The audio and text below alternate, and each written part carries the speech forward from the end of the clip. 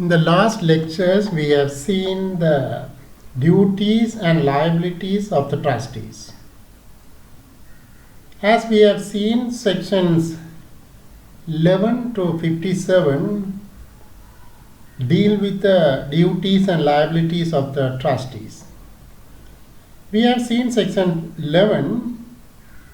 In terms of section 11, the trustee is bound to fulfill the purpose of the trust. That is the object of the trust. Then there is a duty imposed on trustee to fulfill the purpose of the trust. And also the trustee must obey the directions of the author of the trust, whatever issued or given at the time of creation of trust. But it may be modified by the consent of the all beneficiaries. All beneficiaries in the sense they must be competent to contract. Then we have seen in subsection 2 of section 11, where the beneficiaries are competent to contract, then there is no problem. They can decide or modify the instructions or the directions given by author of the trust. But if the beneficiary is incompetent to contract, then his consent may, for the purpose of this section, be given by court. Then the directions or instruction given by author of the trust should be followed as it is. But in addition to that, if the beneficiaries unanimously, if they want to modify those directions, it can be done. But every beneficiary must be capable of or competent to contract. Then in addition to that, if one beneficiary is incompetent to contract, then they must get the consent from the court or sanction from the court. Then we have seen section 11, trustee is to inform himself of the state of the trust property. The trustee is bound to acquaint himself as soon as possible, the nature and circumstances of the trust property. Where's the trust property, whether the title is obtained or whatever, that everything he must check and ensure that these are the properties, where the property is, how it should be dealt. Now here obtain where necessary a transfer of property. If suppose there's a property, but if it is not in the name of the trustee, then it should be transferred, that we have seen in section 6 also. Then subject to the provisions of the deed of trust to get in the trust money invested in sufficient and non-hazardous security. Then we must protect. That's in a way we can say protect the trust money. That we have seen in section 12. Then we have seen section 13, the trustee is to protect the title of the trust property. Trustee always bound to maintain and defend all the cases in relation to the trust. In addition to that, there is another condition given here, may be reasonably requisite for the preservation of the trust property and assertion or protection of title thereto. Then what the duties imposed on the trustee is to file or take all the actions. Sometimes the trustee must file an action for the purpose of protecting or preserving the title. Or in addition to that, sometimes if somebody file a case against the trust property, then the trustee is bound to defend those cases. Then in addition to that, the illustration given to section 13, the trust property is immovable property which has been given to the author of the trust by unregistered document, then the trustee on duty to register those instruments. Now in Sri Lanka, under provisions of registration of documents ordinance, there should be in writing, as we have seen in the PFO section 2, it requires to write a transfer deed in writing. Then they must pay the stamp duties as may be prescribed by laws or regulations. Then they must register it for the priority, but it is not the mandatory requirement to register, but still for the protection of the property that should be done. That's why here also in section 13 illustration very clearly says, if the property is immovable property, that's the land, then if it is not registered, the trustee must take all necessary steps to register such property. Then we have seen section 14, the trustee must not for himself or another set up or aid any title to the trust property adverse to the interest of the beneficiary. Then in any circumstances, trustee or any other third person, first of all, trustee should not set up a title or any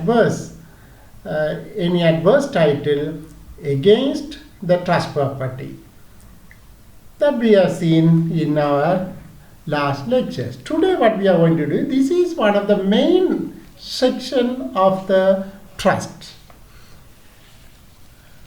ordinance. When you see the duties and liabilities, section 15 is the backbone of these all duties and liabilities. Then when you see the section 15, trustee is bound subject to the provisions of instrument of trust. That I want to tell you that always, in addition to the trust ordinance, when you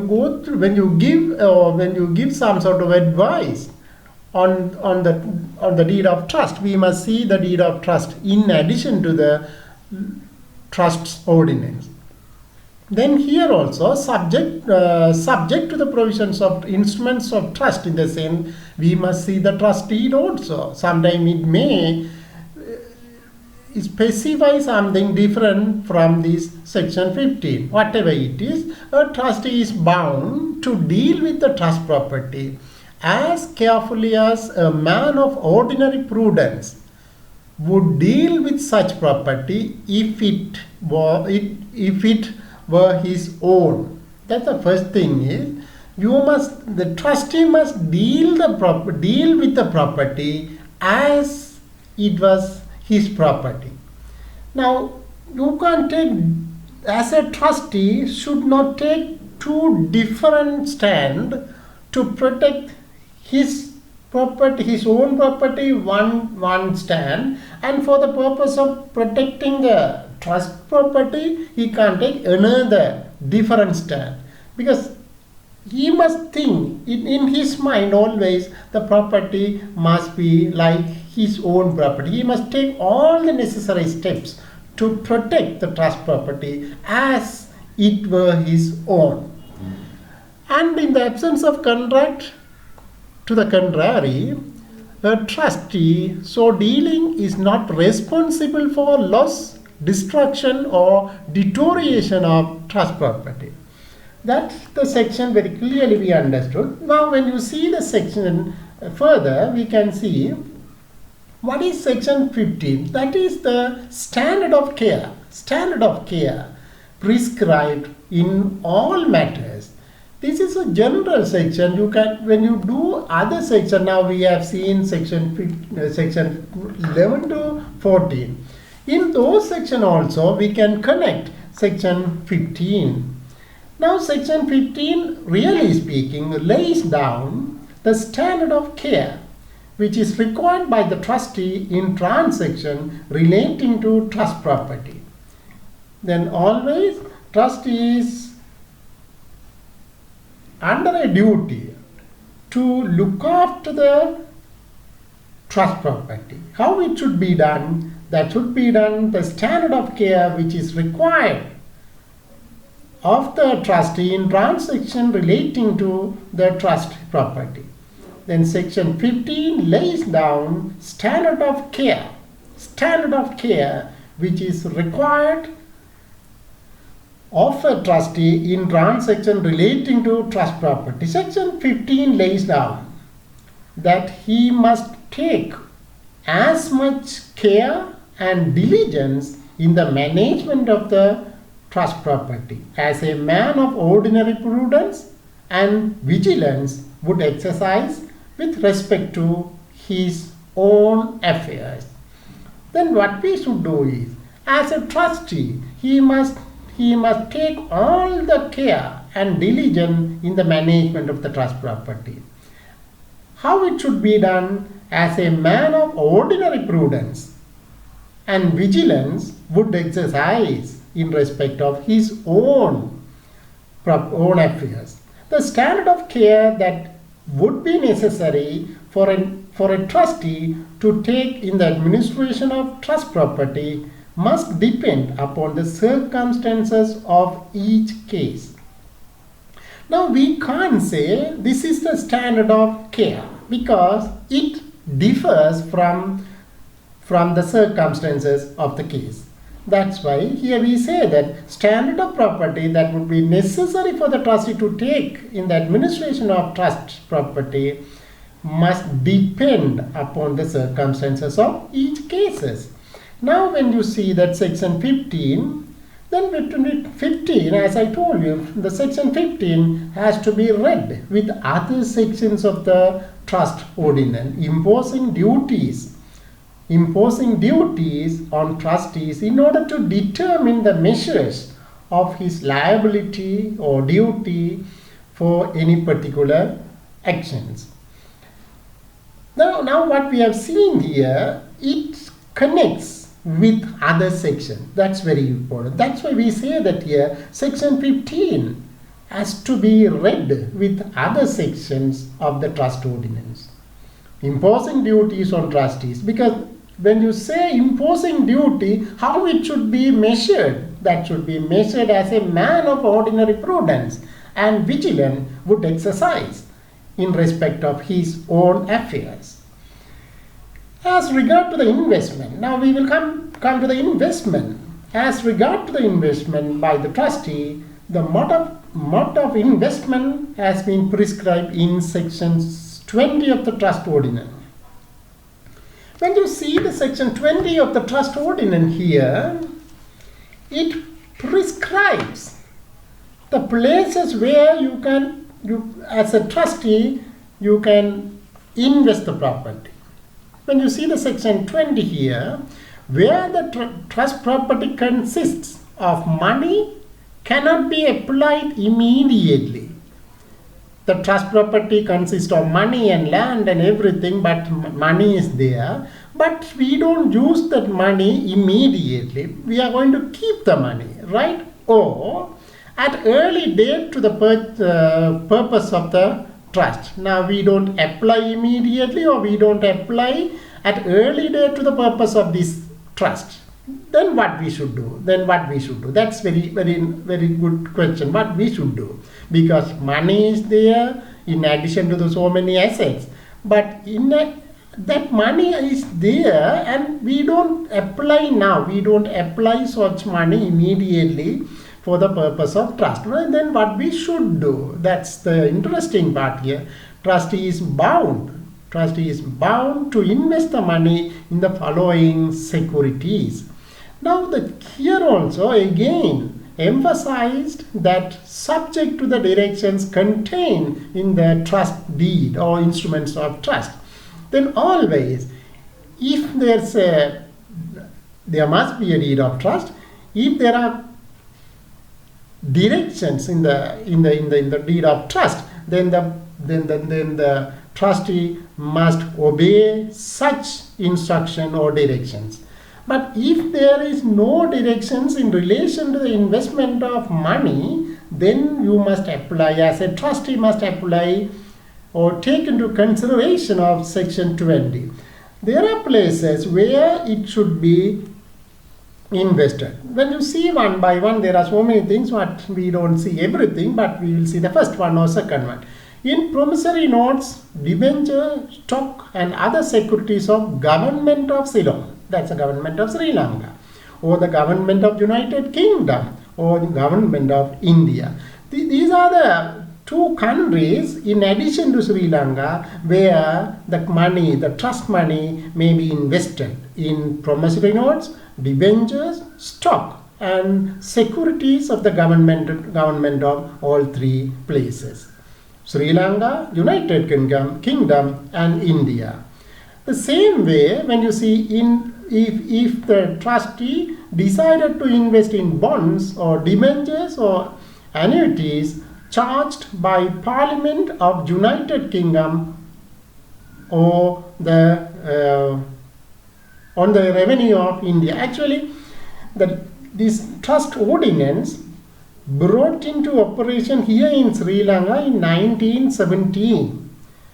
At that time, it was one colony to the United Kingdom. That's why they have put India and United Kingdom also as same footing, but thereafter never amended. Even though in 2018 it was amended, this section was not taken into the consideration. Then finally, one thing I would like to say here, this is in relation to the bank.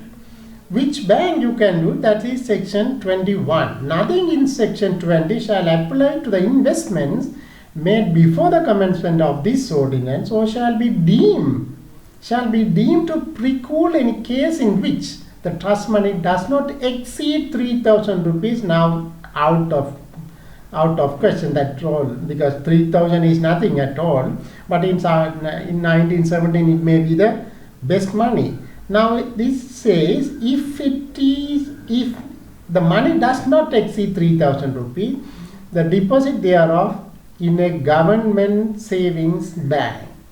Now the section 21 is something out of question we know to discuss because it limits the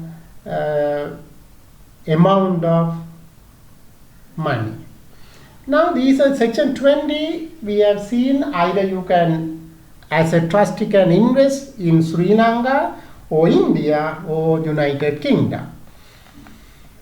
Then here, when you see here, as regard to the investment by a trustee, mode of investment has been prescribed in section 20 of the trust ordinance and is not controlled by general provisions of section 15 of the trust ordinance. Now, if a trustee deposited the money prescribed in a places prescribed under section 20, then there is no need to see the reasonable man theory under section 15, because section 15 says in the administration of property, trust property, the trustee must act as a man of ordinary prudence and vigilance.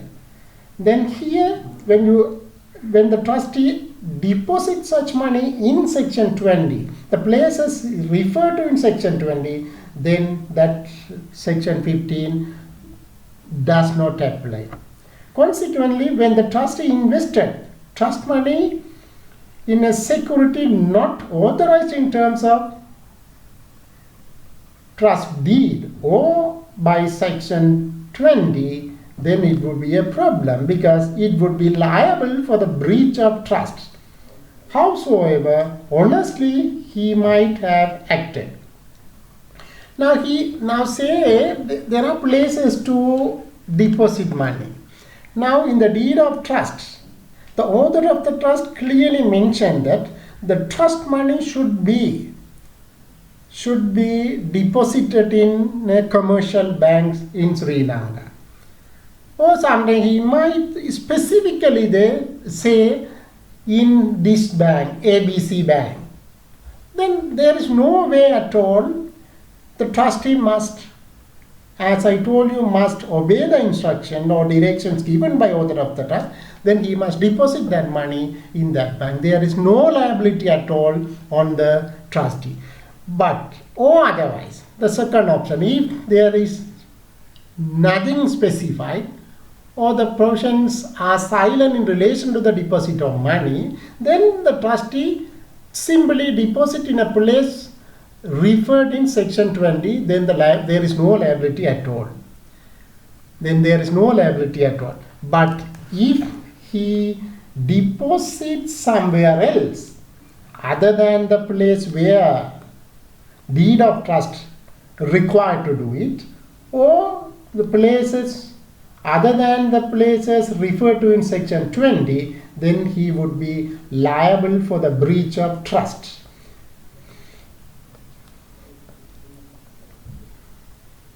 However, when a trustee employs a broker for the purpose of purchasing securities for the trust fund and paid the price therefore to the broker in ordinary course of business, it is an act by ordinary prudence doing the same for his own affairs. Because forget about everything, trust.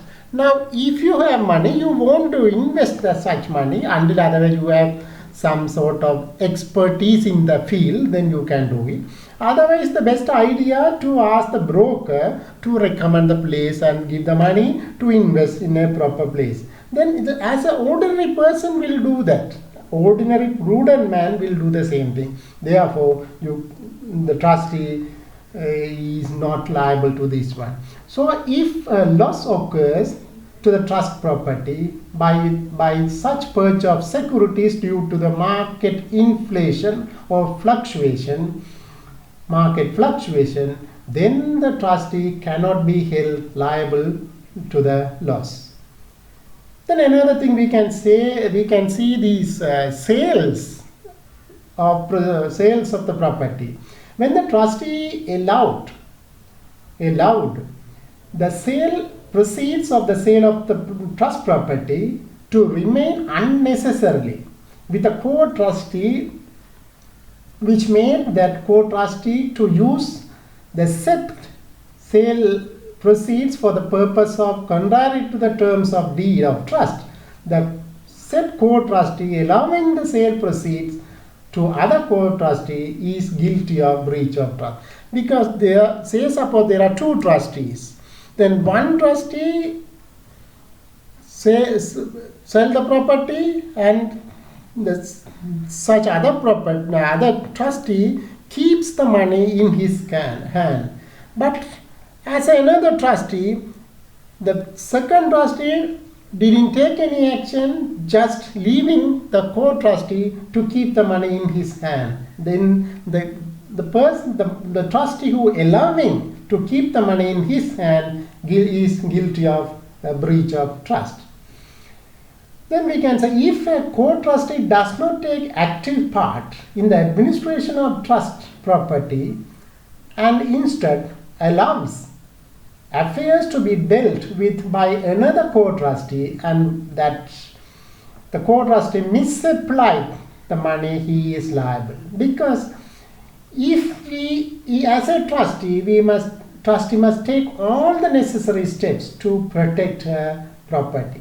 But if forget about everything and give the power to other trustee and kept away from this one, that also offense, that also guilty of breach of trust. Then in such situation, then what we can do is, then the other trustee also guilty of breach of trust.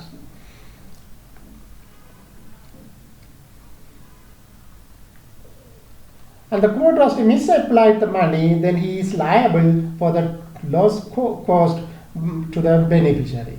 When the trustee had recovered large sum of money from the debtors, because some debtors of nominal amount could not be recovered as the same, had become time bar. Now you have collected enough money, but some money couldn't do that because it become time barred. It is held that the trustee would not be liable for these sums. In such a case, before the trustee can be held liable, it must be proved that he was guilty of willful negligence or default. as the duties and obligations are statutory nature, the same cannot be abrogated or minimized by any covenant. Where the trustee sell a trust property, they must not be reasonable, must not only be reasonable, honest, prudent, and cautious. Then when the trustees sell the trust property, they must not only to be very vigilant and very reasonable and honest and prudent everything, but also diligent to obtain the best price. They must try to they must be honest, they are prudent, they are reasonable, everything is all right, but whatever it is, they must obtain the best price to the property. If they fail to do so, the court can interdict and refuse to compel specific performance. So it is clear that before selling a trust property, trustee must satisfy himself about the nature of the property to be sold. In such a case, if the trustee consult an expert valuer regarding the expected price of the property for sale and then negotiate the same on the said bargaining price, he cannot be held liable on the plea that sale was for inadequate price. Then first of all, if the trustee appointed for the sale of property, he must consult first of all with the expert valuer who will decide the price. Then there is no liability at all. And when the permission, then we can say when the permission to sell the trust property was obtained at a certain price from the court without disclosing the fact. Now, one case we must get an idea from the expert valuer. Since sometimes if you are not in a position to do that, you can go and ask the court. But when you ask the court, when you ask the assistant from the court, the trustee must give all the facts disclose all the facts in relation to the land to the court. When the permission to sell the trust property was obtained at a certain price from the court without disclosing the facts, that tenant of the property had made higher offer, thus making a false statement before the court that the trustees could not secure price higher than that offered by proposed purchaser. Such permission was obtained on practicing fraud on court, and sale so effected is liable to be set aside. After the sale is effected, trustee shall obtain the purchase money, and without receiving purchase money, trustee shall not deliver the trust property to the purchaser. That always, as a man of prudence, as a reasonable man, will not give the property until otherwise he is paid. Now, even after trustee has also accepted the sale price of proposed purchase, the trustee gets a better offer subsequently. That's a big problem again. Now, the trustee try to sell the property, he has advertised or whatever, he must take as much as possible, he must take maximum action, necessary action to find or to get a good price to the land. In that case, he advertised or whatever he has done. Even after trustee also accepted some price, say this is the amount of money proposed, then the trustee has also accepted sale price of the proposed purchase. The trust gets a better offer subsequently. Now the trustee agreed for the price offered by one person A. The next day the B offered another higher price. In that case, what we should do? We must go to the second one. He even accepted. He should probe all offer irrespective of commercial moralities. Now, commercial morality, once you agreed, as you have studied in the law of contract, once the offer is made, some other person accepted, or sometimes you say that this is a land, we are going to sell it. Then other person, they are submitting their proposal, so the proposed price. Then once accepted, the contract formed. But anyway, irrespective of commercial moralities, what we should do is, you must go to the best one. Then here there's a case, that's an Indian case given in Suraj Narain versus Hariram, that's AIR 1960, page number 166. In this case, H received a bank draft and not having a bank account of his own in his own, requested S to have it enhanced and pay amount thereafter. Now he has no bank account, then the H asked S better to enhance it and give it to him. Then he also agreed. Then S gave the draft for collection for his bank, which was duly enhanced. Subsequently, when H asked for payment after 1 month time, S gave him another check. Interesting. Another check on his bank. But the check was dishonored. Since the bank had in the meantime suspended payment, then the court held that H would be liable on the principles that if a trustee allows money to remain longer than was reasonably necessary, he must bear the loss.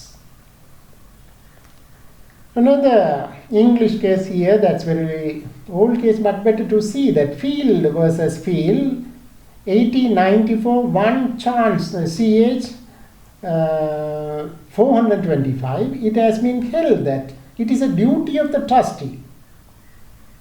It is a duty of the trustees to keep the trust deed under their own control and to see that they are deposited in the place of safety, so that no one else can take them away.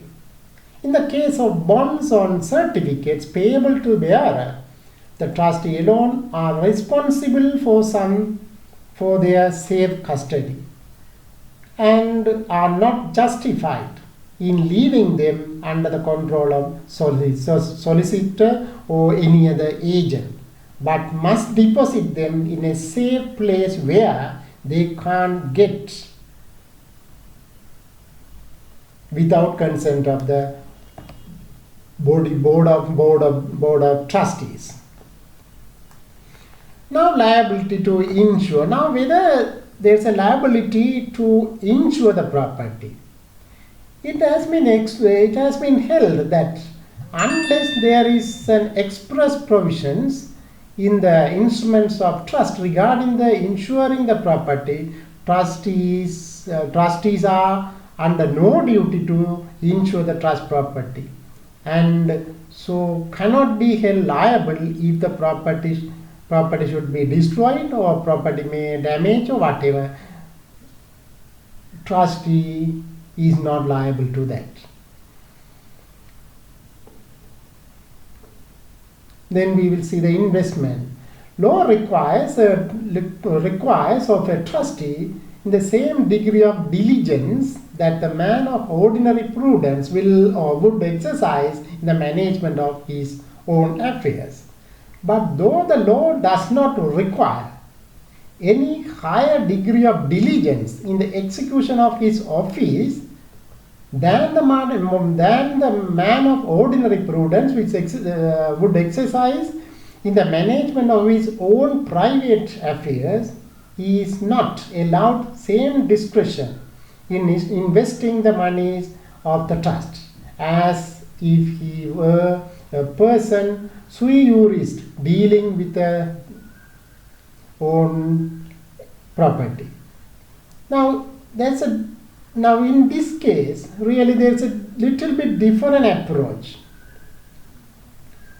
It's a very long time ago this decided, but still there's a different approach applied. Now the law requires a trustee. Law requires of a trustee the same degree of diligence that a man ordinary prudence would exercise in the management of own affairs. That's the law that we have seen section. That's a section 15. Like own affairs, how you can manage own affairs, the same degree of level or diligence required in the official matters like trustee. But though the law does not require higher degree of diligence in the execution of his office than a man of ordinary prudence would exercise in the management of his own private affairs, he is not allowed the same discretion in investing monies of the trust as if he were a person sui juris dealing with a property. The businessman of ordinary prudence may and frequently do select the investment which are more or less of speculative character. But it is the duty of the trustee to confine himself to the class of investment which are permitted by trusts, and likewise to avoid all the investment of that class which are attended with hazard. Now, when you see the lease out, when you lease out, what we should do is we must see the trustee must let out the trust property to the tenant at a proper rent. That's good. There's some other provisions also. Provisions of other sections deal with this this lease out, the leasing and everything. We will see later. As in the trust for sale or purchase, trustee can seek the assistance of expert valuer before fixing a rent for contract of lease. He will be liable if he lets out at the rent below the proper and fair rent. Then we must see when you sell also the trustee sell the property, what they should do is we must get an idea from expert valuer. And also when you lease out, if the trustee wants to lease out a property, get an idea from the expert valuer. Or otherwise get an opinion or sanction from law court. Duty of paid or unpaid trustee. A distinction is generally made between an unpaid trustee and a paid trustee. In the case of unpaid trustee, he is bound, it is said, only to use such due diligence and care in the management of the property as a man of ordinary prudence and vigilant would use the management of his own affairs. But in the case of paid trustee, the remuneration paid to him, the first one we have seen, if he applies the general ordinary prudence man theory, that's enough. But if the trustee is a paid trustee, the trustee is a paid trustee in the sense the trustee is entitled to the remuneration by way of deed of trust, then higher standard of diligence and knowledge is expected. Say suppose he may be a professional on the field, then the higher standard of diligence or knowledge is expected. Then finally we will see the insurance policy also. That's one of the important part here. It shall be the duty of the trustee to keep alive the insurance policies which are assets of the trust property as long as there are funds available for the payment of premium. If enough fund is there, already there is an insurance policy, then keep on going the insurance policy. That's the duty of the trustee. If he allows the policies to be forfeited, even if he has sufficient fund to keep them alive, then he is bound to make good the loss incurred thereby. When you see the section illustration F to the section 15 clearly illustrates this duty and the consequences of the breach of duty. However, if the trust does not have sufficient fund, then you can't do it. Then what we should do is, if the trust does not have the sufficient fund to keep alive the insurance policy, his duty would be to surrender them and realize surrendered value without allowing them to lapse. Then you must go and surrender the policy and extend the period in a way in accordance with the insurance policy. Then the rent part also we have seen, trustee must be vigilant in recovering rent due to the trust promptly. Rent payable in respect of lease holds belonging to the rent. Sorry, I made mistake here. Right. The rent payable in respect of leaseholds belonging to the trust should not be allowed to fall in arrears. Then the rent should not be in arrears. You can give it for rent. You can rent out the property. Trustee can rent out the property. Before rent out, the trustee must discuss the expert valuer to decide the rent for the property. And the trustee always must obtain the highest price for the property. That is one side. Then other side, the rent payable should not be in arrears in any way. If it is so, then there is an arrears or something, he will be liable to make good the arrears. The trustee's duty to protect the estate would extend the case of any wrongdoing by co-trustee.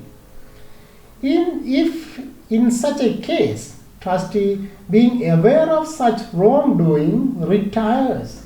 Oh, terrible.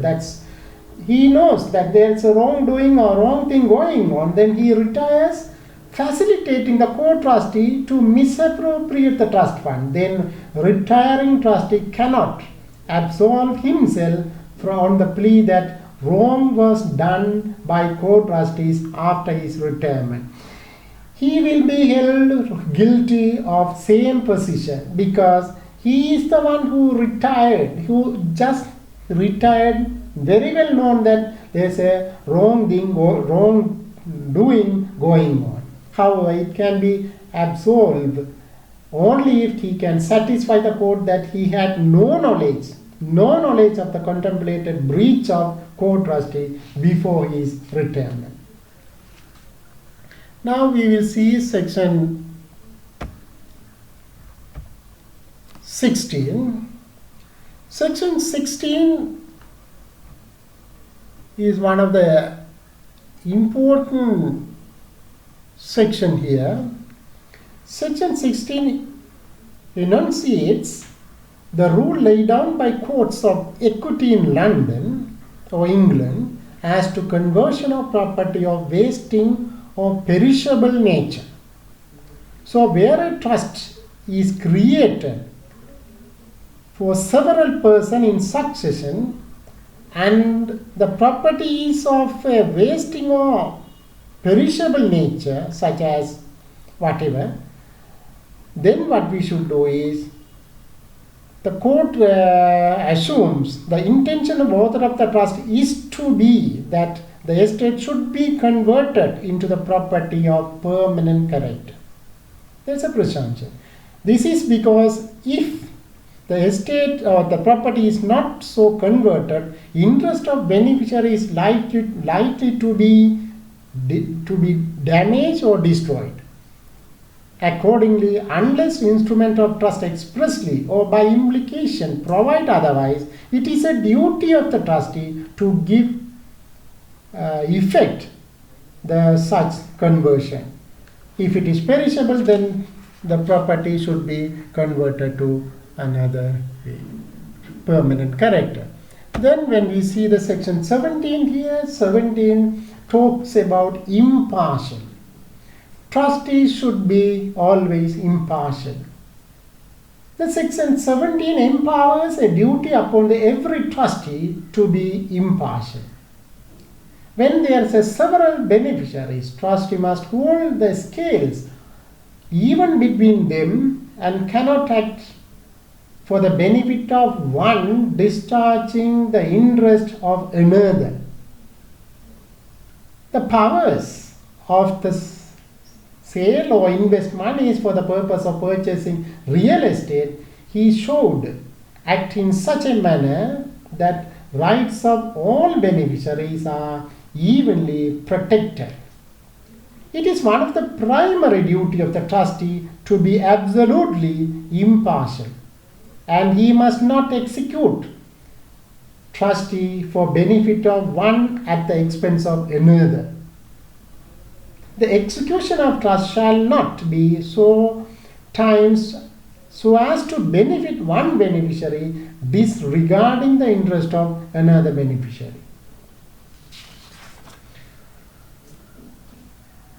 The duty to impartiality does not extend to paying the beneficiaries simultaneously and contemporaneously, and the duty to pay the beneficiaries shall be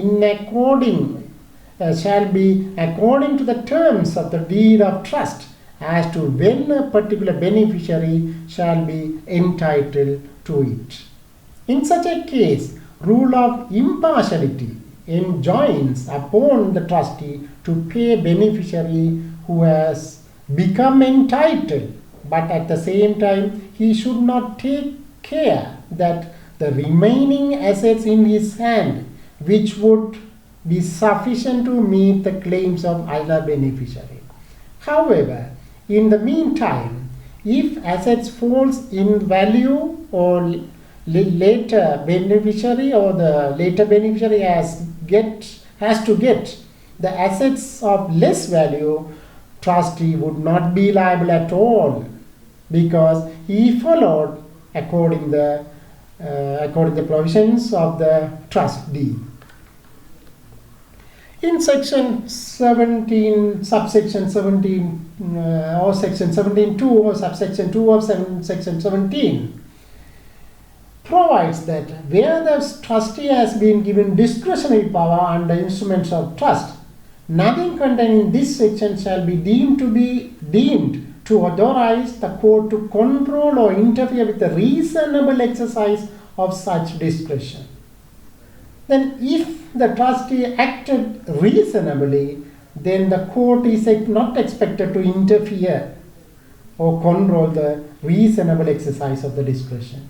It is subject to the proviso the trustee must exercise the discretion reasonably and in good faith, and in the income to the extent are permitted by deed of trust. Therefore, when the testator leaves to it a discretion of the trustee to give the property in question to such of the trustee's testator's children or grandchildren as he think fit, the trustee gives all to one child, the court will interfere. Now the testator has said that his property should be given equally. That's a distribution, equal distribution of property. But what happened here, the trustee has given the property to one, then the court will interfere. If it is done perfectly, reasonably, then and good faith, then court will not interfere with the issues. Then we will see section 18. Section 18, that is in relation to the prevent the waste. The duty to preserving the trust estate and saving it from the loss is on all trustees, irrespective of the fact that the particular trustee is managing the trust property at the relevant time.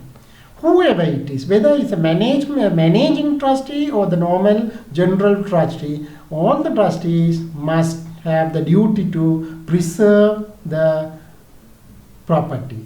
Preserve the property in the sense they must prevent the waste.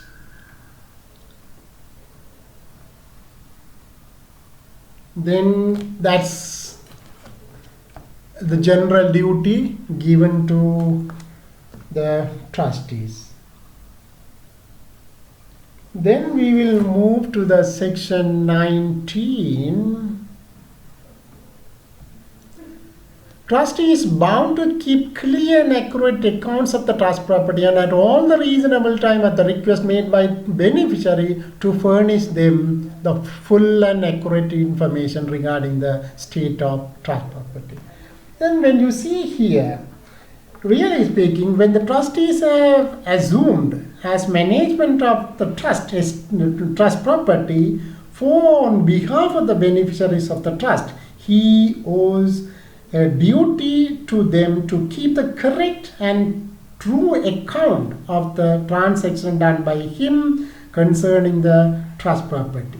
The trustee's liability to render accounts is inherent in discharge of his duty to manage the trust property and maintain its accounts separately.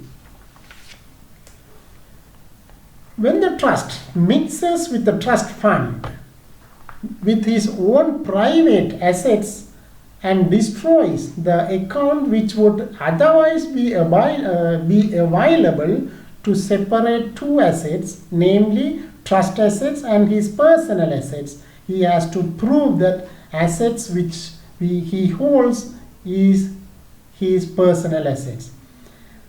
Second and corresponding duty is to keep clear and accurate and to furnish at the request of the beneficiaries full and accurate information as to the amount and state of property. In view of section 19 of the trust ordinance, the trustee is bound to give inspection of the accounts, vouchers to the beneficiaries, but the right of the beneficiaries to call upon the trustees to render the accounts does not arise in the absence of allegations of breach of trust. Then what we should do here, in view of section 19 of this ordinance, trustee is bound to give inspection of accounts and vouchers to the beneficiary. But the right of the beneficiaries to call upon the trustees to render the account does not arise in the absence of allegation of breach of trust. Then generally there is an allegation, then the right will be given to the trustees to check all these accounts and everything. No trustee can refuse to show accounts which he is bound to keep to the ultimate beneficiary. It is an indisputable fact that trustee is bound to keep and maintain accurate accounts for the purpose of furnishing them to the beneficiaries with the full and accurate information in relation to the property without any negligence or willful default. As in all cases of an accounting party dealing with the property of others, trustee has to keep the clear and distinct account of the trust money separate from his other private transaction. There is a mandatory requirement. Always trustee must keep a separate account in relation to the property, trust property. He can may keep another account for his own matters, own properties, but this is a mandatory requirement. Trustee must keep the separate account in relation to the trust. The duty to keep proper and accounts of the trust estate also includes the maintenance of diary relating to the administration of trust property, so that the beneficiary should know that the trustee was administering the trust property properly and keeping the separate and correct accounts of trust property. This is a case decided in Tiger versus Barchards Bank. This is a case in 1952, not reported case here. In this case, this additional duty given to the trustee, that the trustee must keep the account in the sense it includes maintains of diary relating to the administration of trust property. Then we will see the accountant in relation to the maintenance of account. The trustee is entitled to employ an agent according to the normal course of business for keeping proper accounts of the trust estate. However it is, even if the agent or accountant is employed for the purpose of maintaining proper and correct account, the responsibility of the trustee to keep the proper account shall remain as it is statutory.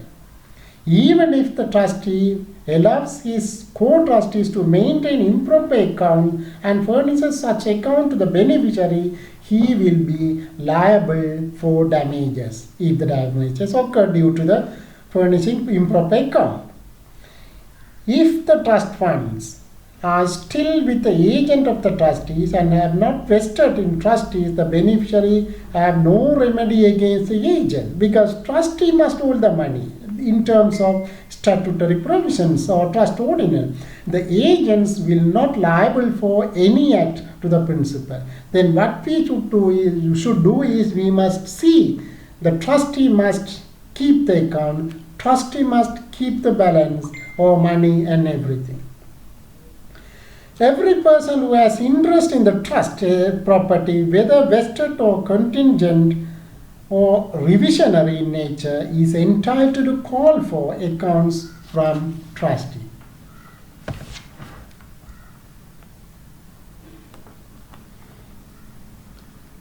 Then the disclosure by trustee to the beneficiary on demand.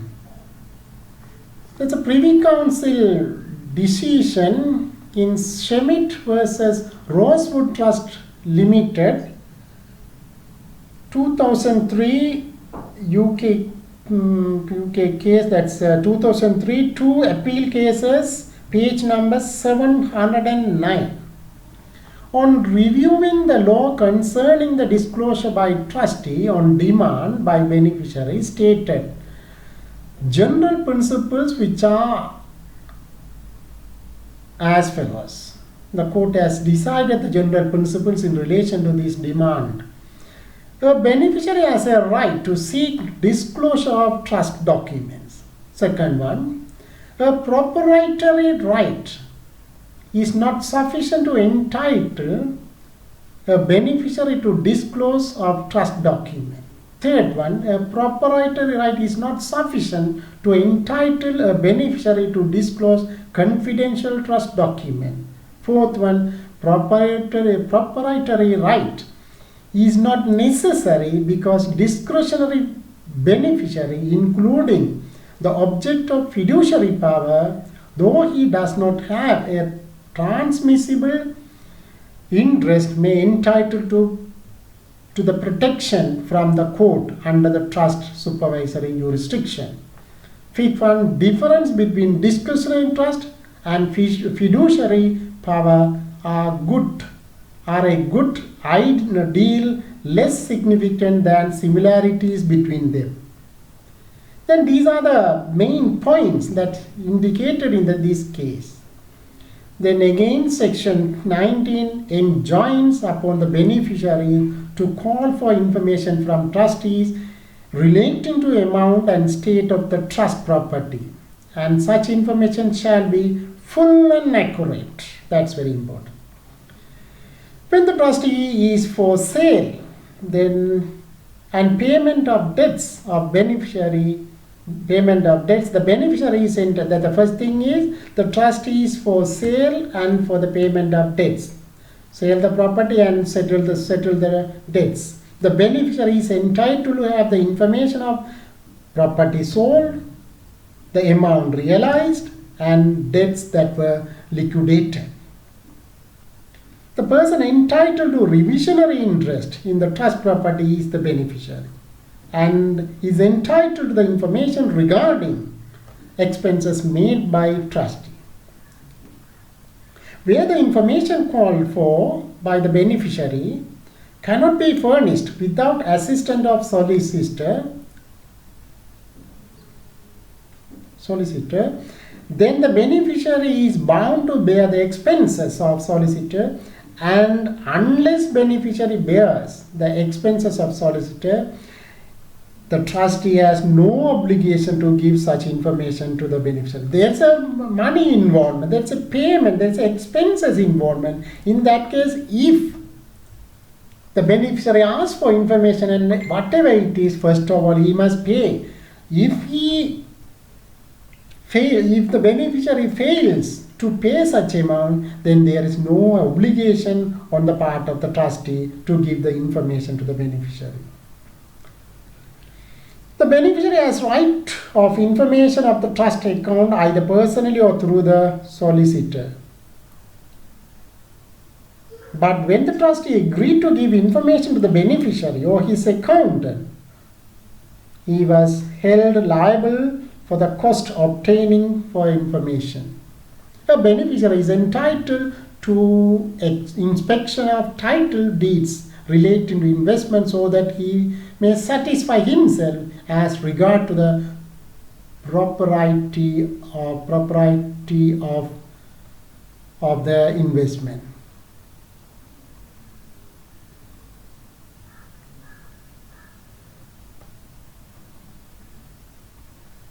Once again, the beneficiary is entitled to inspection of the title deed related to investment so that he must satisfy that this is something real investment. This is something vested, something legal investment. He must satisfy that one. The right of inspection of accounts, that's something very important and it is recognized in all places. An executor, when an executor has invested trust funds in business with the third party, he has to produce the accounts of such business to the beneficiary, and he cannot refuse to produce proper account to the beneficiary of such business. Even other business, this is a very interesting part here. Not only the trust account, if the trustee invests certain thing in relation to some other third party's business, then he must give that account also, because by giving the information to the beneficiary satisfies himself that it is the property is in safe, property is protected and everything. If the beneficiary intends to have a copy of the account, he is liable to pay the copy for the copy obtaining for the payment or whatever he must pay. Then he is liable to, if he asks for a copy of the account, then he must pay the at least photocopy charges to that one. These are the important sections that we have seen today.